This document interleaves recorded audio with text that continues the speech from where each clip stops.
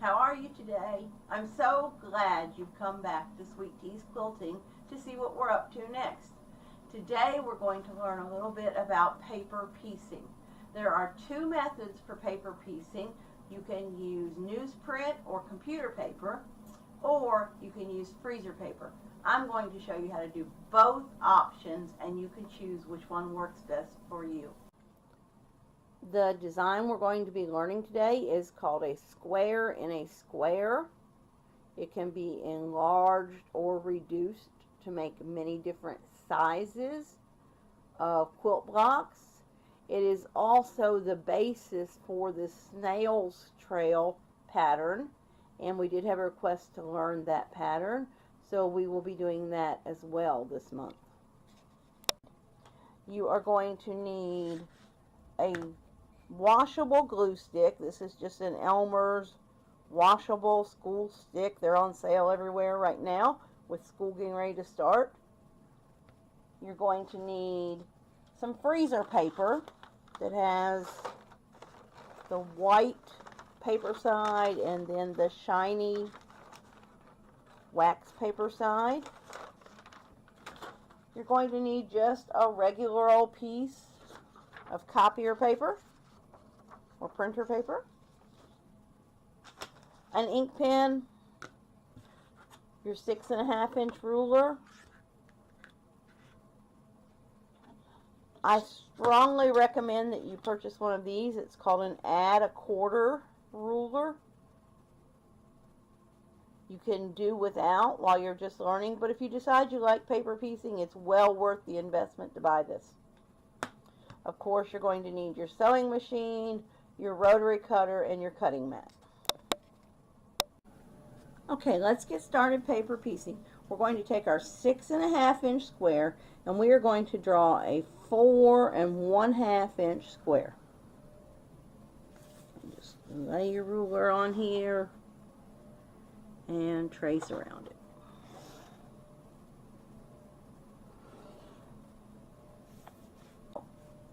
I'm going to make a diagonal line. I'm going to make this a dashed line, because I'm just using this as a reference point. Go this way with my diagonal line, and then I can divide in half.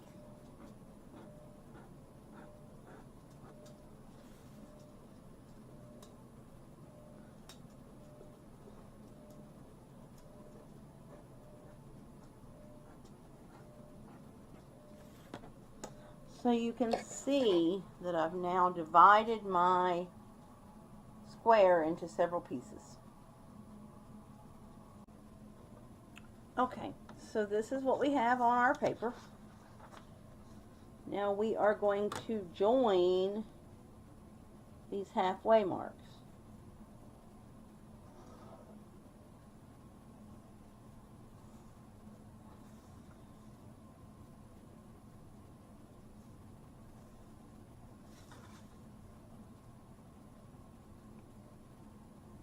And for this one, I'm just using a piece of copier paper. Okay, so I have created a square inside of a square. I'm going to take my little piece of freezer paper and I'm going to copy this same design, because I want to show you both methods of doing this paper piecing.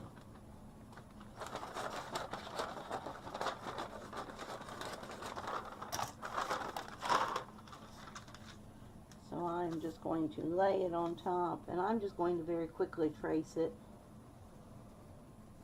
onto the smooth side of my paper. Again, I'm creating a square in a square. And this is an actual quilt block. Our July blocks will be paper piece blocks. I'm going to show you 3 different ones that you can do. So now I have my square and a square on copier paper and on freezer paper. Okay, the first thing you're going to want to do is cut out these patterns, leaving about 1/4 inch around the edges. I am using a pair of scissors that we use around the house for cutting paper. I don't use my fabric scissors on paper, and everybody in my house has learned that. Okay, we are going to be using 2 fabrics to make these squares. So on this one I have a batik green and a batik pink that I'm going to use. And the square in the center of this block is great for focusing on a single motif. So I'm going to try to fussy cut one of these butterflies to fit into the center of that square. And I've chosen a more traditional fabric here, a baby print, and I'm going to actually try to fussy cut one of the sheep to fit into the center of this square. So you'll need 2 fabrics that coordinate. You can use any of your favorites, and I'm going to show you how we get started cutting these. Okay, if you'll remember how we drew this outer square, and then we divided it so that we could create this inner square.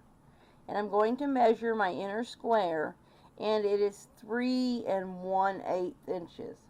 I need to cut my fabric square a bit larger than that. So I'm probably going to go ahead and cut it at 3 1/2, just to make sure that I have plenty of fabric. Okay, I've decided to use this butterfly as my central block of this pattern. So I'm going to cut this to 3 1/2 inches, just making sure that I totally surround this butterfly. That's called fussy cutting. Okay, so here's my 3 1/2 inch butterfly, which will become the center block of my square in a square block. You can see he'll fit right here in the center. I think that'll be pretty. And then I'm going to put him in place on the wrong side of the fabric with just a dab of glue. Okay, we're going to get ready to piece that butterfly into the center of that block on the wrong side. In order to do that, I need to know exactly where this outline is. I'm going to fold right on those lines, and that will show me exactly where to place my butterfly block. Okay, my butterfly is where I want him to be, and I'm cutting the pieces for the corners, and I'm going to cut the triangles larger than this area that we have. That will allow me my seam allowance, and it will also allow me for squaring up after we get done sewing. Okay, so here is my butterfly, or my center block, on the wrong side of my pattern. I'm going to place one of my triangles right sides together with my butterfly, or my center block. I'm going to flip the paper over, and I am going to stitch right on this drawn line. Okay, so I'm going to stitch right on that first line.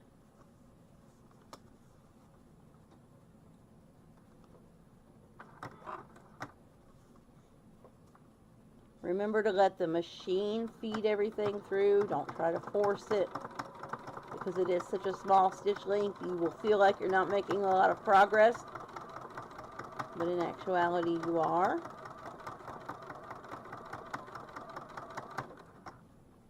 I'm not going to go past that line. I'm going to go right to that corner and stop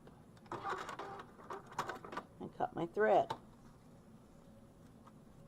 Here's my sewn line, and when I flip it back, you will see that it has joined the seam. I'm next going to do the opposite side. Same thing. I'm going to put the pink triangle right sides together with the edge of the butterfly block. I'm going to flip it over and stitch along the line that I drew on the paper.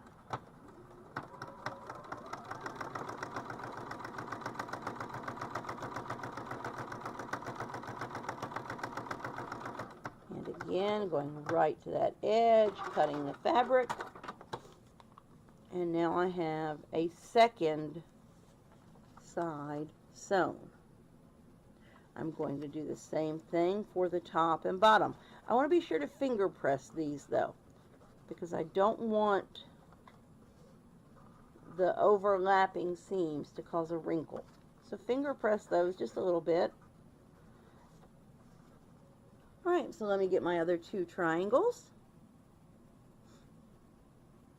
And again, I'm going to place it right sides together on the edge of that center block that I wanted to use. I'm going to flip it so that I can see the line that I drew on my paper, and I'm sewing right on the line.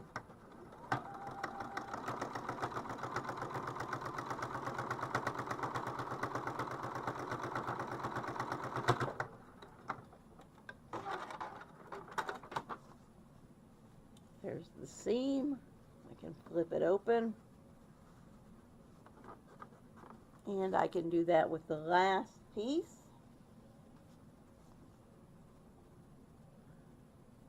The advantage of cutting these pieces a little bit larger is you have a little bit of wiggle room if you don't get things lined up exactly in the center. And sometimes when you're working with triangles, things might get off just a little bit. You will love paper piecing if you are one of those people that has a hard time lining up points and intersections, because this will allow you to have perfect points and perfect intersections every time. Okay, so I have stitched through my drawn line all the way around. I now have everything sewn in place. It doesn't look like I centered that very well. I'm going to take it over and press it with the iron.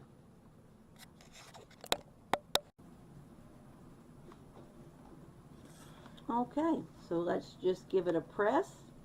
You already finger pressed it, so everything's pretty much in this position it needs to be in. Just give it a little press here. A little bit of steam if you want to.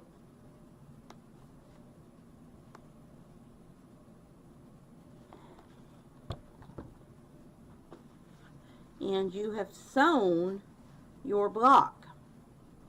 Now, if you will look at the back, we need to trim it up. Remember, we will be adding these to a quilt, so we need to add 1/4 inch all the way around. This add 1/4 inch ruler is really handy for doing that. Or you can use your cutting ruler and just place the 1/4 inch mark on the edge of your paper and cut that way. Be very careful though, because the rulers tend to slide on the paper, so you don't want to have an accident.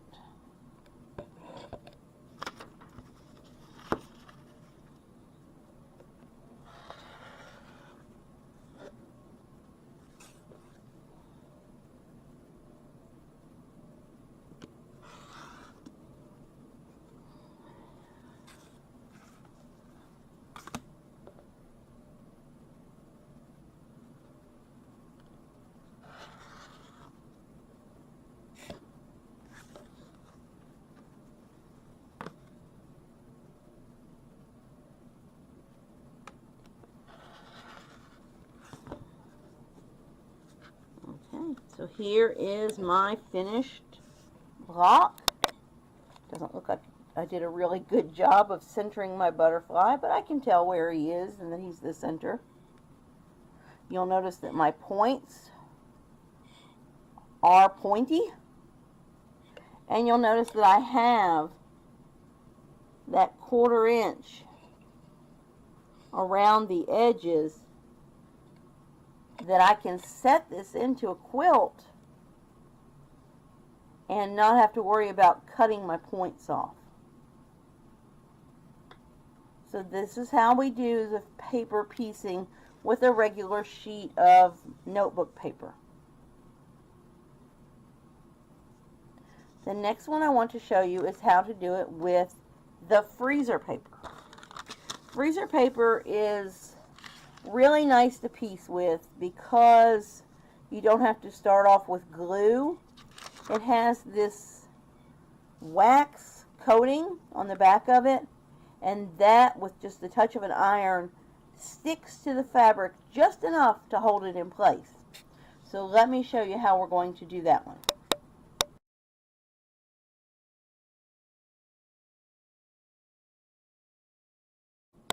Okay, so I'm just folding on these lines. We've already folded on them once, so it's very easy to do. Just get these folded back. And again, I'm going to cut my triangles a little bit larger than this triangle here measures, so that I have room for squaring up and seam allowances. So everything's been folded. Let me cut my triangles, and I'm going to show you how to sew this with no stitching through the paper.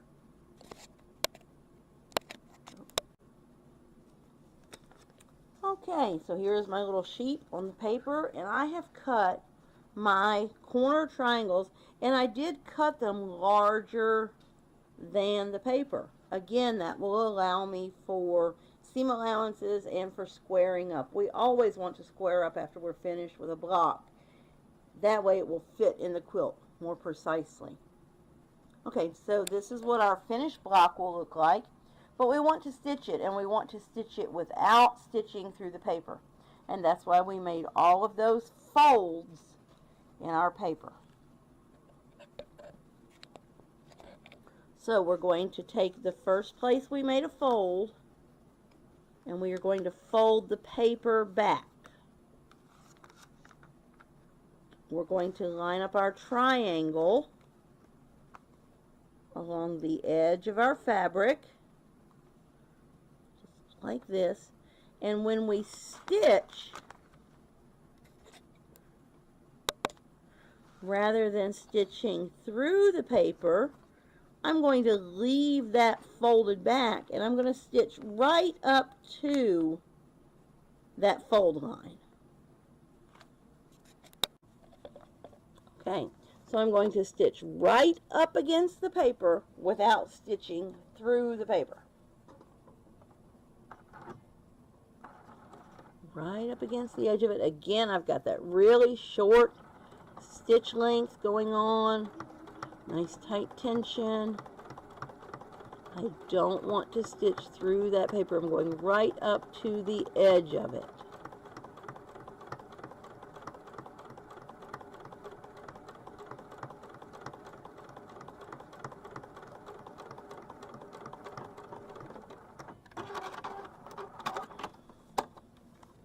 Okay, so here's what I've just sewn.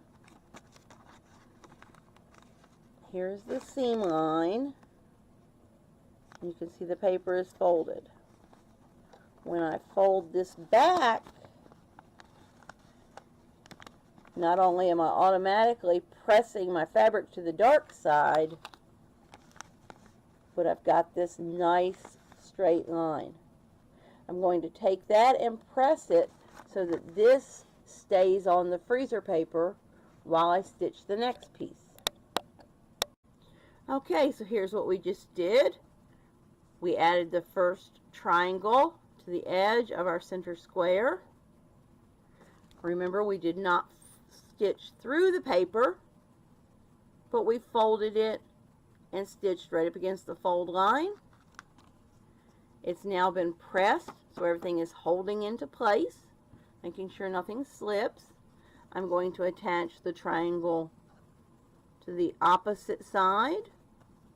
I'm going to fold the paper back, and I'm going to stitch right along that fold line, just as I did a moment ago.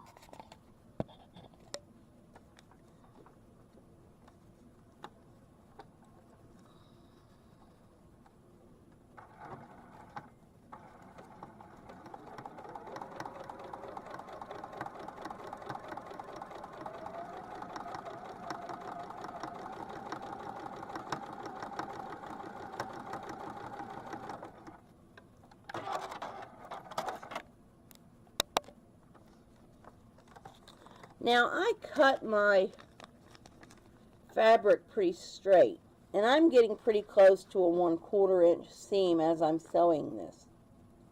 But let's assume that I had cut my triangle fabric really crooked along the edge. That's where this square up 1/4 inch ruler comes in handy.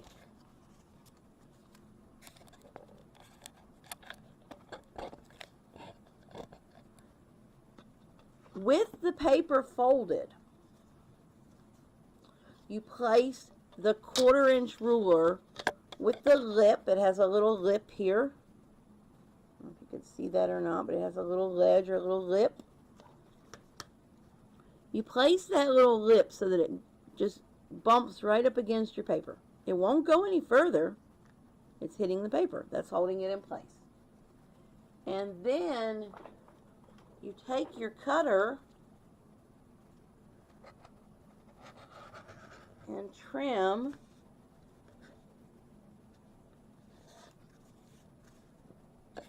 with a sharper cutter than that one, and you get a perfect 1/4 inch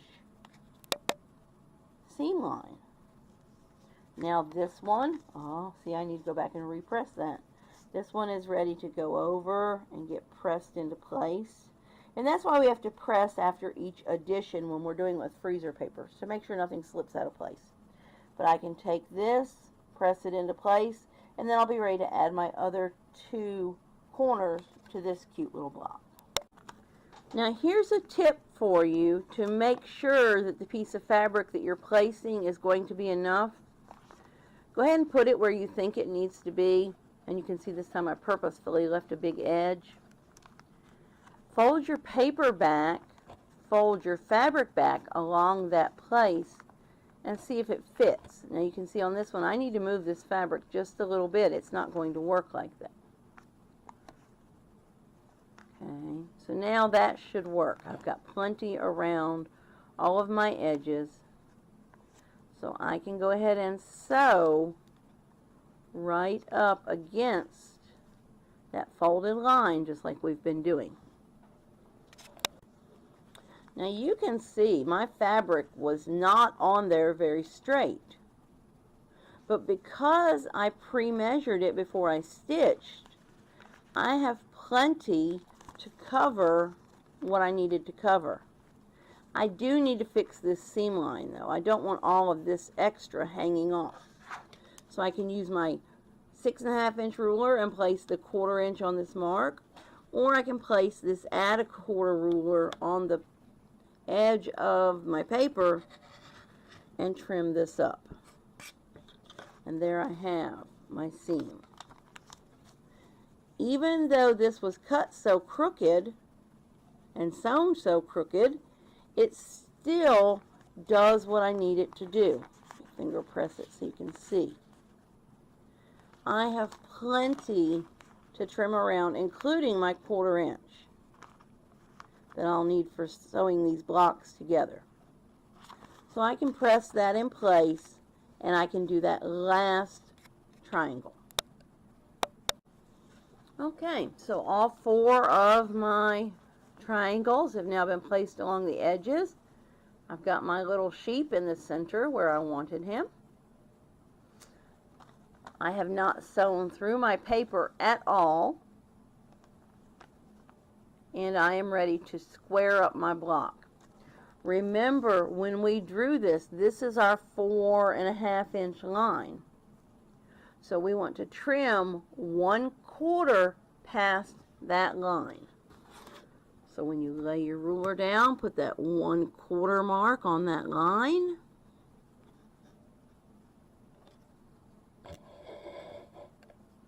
and make that cut. Oops. And again, it's very tricky with it on paper because it wants to slide. So please be very careful.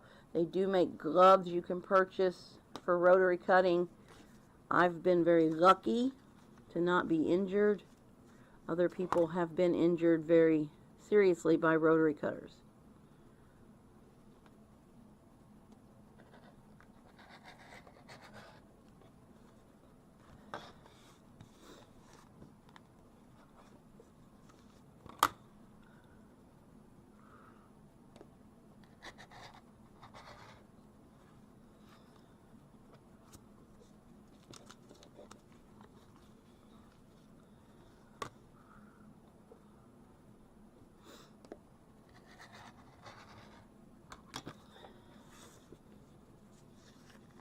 And here is my finished block.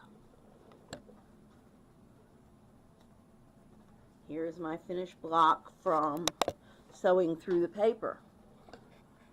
You can see that we get the exact same results no matter which way we do it. We get a very exact, precise block with points and built-in seam allowances. If you've used the paper method, you now have the additional step of having to remove your papers. And again, the smaller, tighter stitch that you use, the easier it is to remove these papers.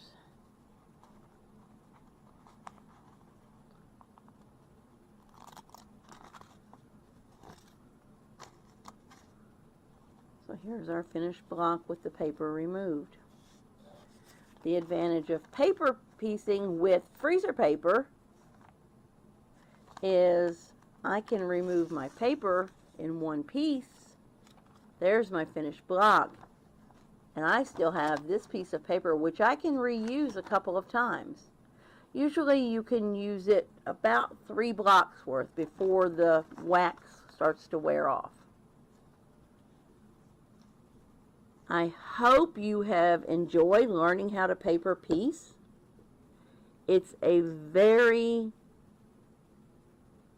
intricate method to use if you have a lot of tiny little points, as in a mariner's compass or possibly even a 9-degree Dresden plate.